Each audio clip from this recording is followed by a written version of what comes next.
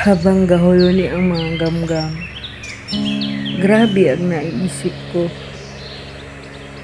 Bakong kung ano-anong mga pagkaon ang kalaog sa isip ko.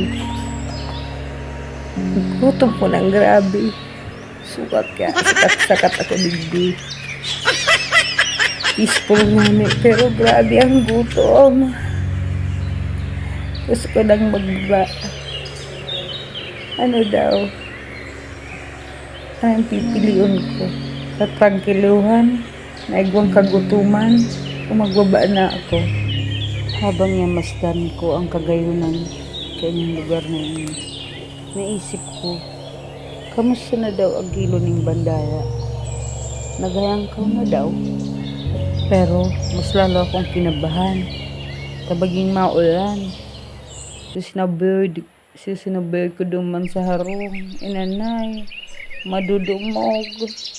Paano daw kayo ning mababa ning mapaspas?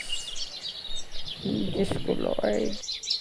Pero basta ang ayam ko, mas mainot pa akong makaabot sa halong kaysa makadaong ang barko.